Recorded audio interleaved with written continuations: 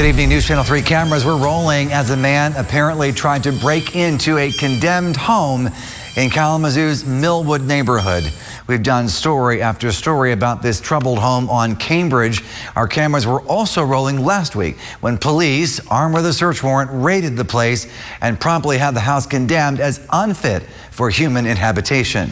That followed months of complaints about disruptions from the home, and News Channel 3 even bringing the neighbors' concerns to city leaders.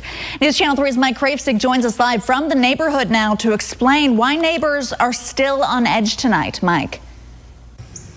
Yeah, and Andy and Erica, we just saw a few officers here in the neighborhood just a few hours ago. You could take a look. You could see the former squatter's home is now condemned. The windows are boarded up. Neighbors say the former squatters are coming and going, and they aren't sure what to do about it. We were doing interviews in the neighborhood earlier this afternoon when this man walked up to the home using a hammer to try to break in to the Milwood home. Police were called but did not make any arrests. Police did arrest 6 on drug charges the night the home was condemned last week. Records show police have taken 14 calls here in the last week, including 4 yesterday. One nearby resident tells us she saw several people moving overnight bags into the home. KDPS says up until days ago, tenants did have the authority to go inside the home, but now that's been rescinded by the owner, city officials say. We had been told previous that they could be here from sun up to sundown just to get some of their own belongings and get out. 2 or 3 days later, here they are again, telling the neighbors we're back, the natives are back. Records show a man named Matt Crehan took control of the home's deed back in April. Residents are raising questions after a Muskegon County judge in June ordered Crehan pay a woman $23,000 after claiming he held her deed when he legally didn't.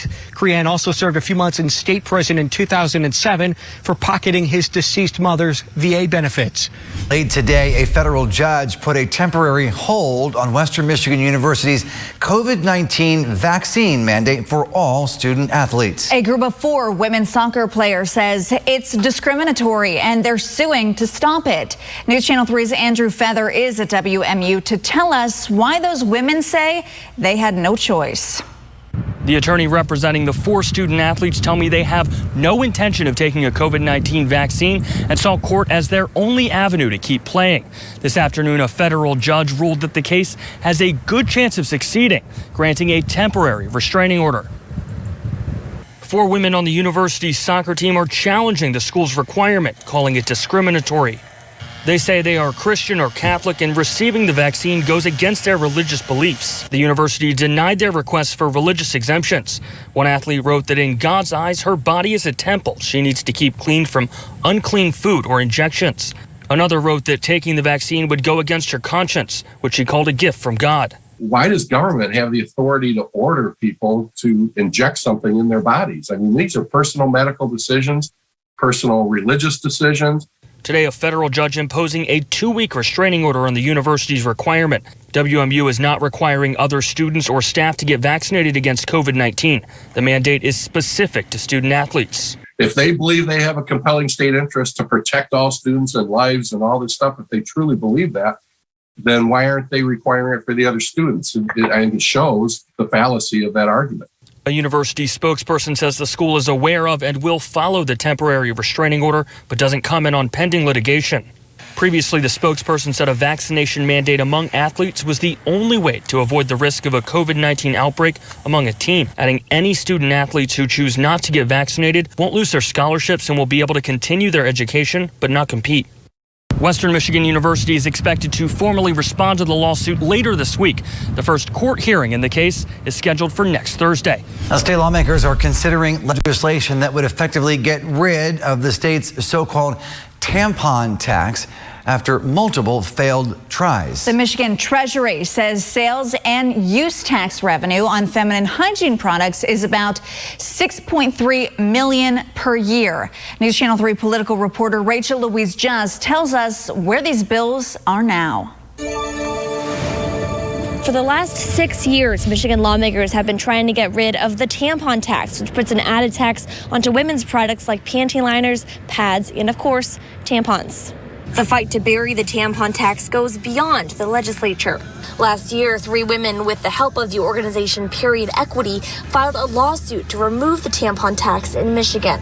Honestly, I've never sued anyone before. I'm not a lawyer. I'm a mom. Claire Pfeiffer is one of those women.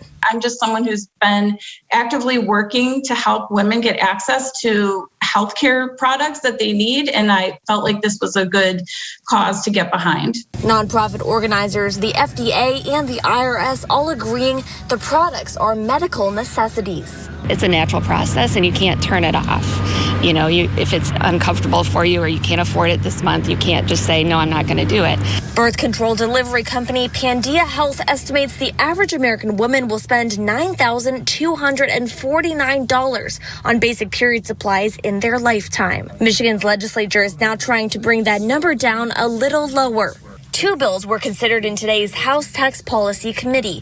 One would get rid of the use tax on menstrual products. The other bill would get rid of the sales tax. I never in a million years thought I would be talking about menstruation and menstruation products before the legislature, but here we are. Sales tax bill sponsor Brian Posthumus says the legislation has benefits that both Democrats and Republicans can agree on. It's a societal benefit, an economic benefit, and one that it's just common sense, good legislation. Other states have been successful in getting rid of the tampon tax. A vote is expected the next time the House Tax Policy Committee meets.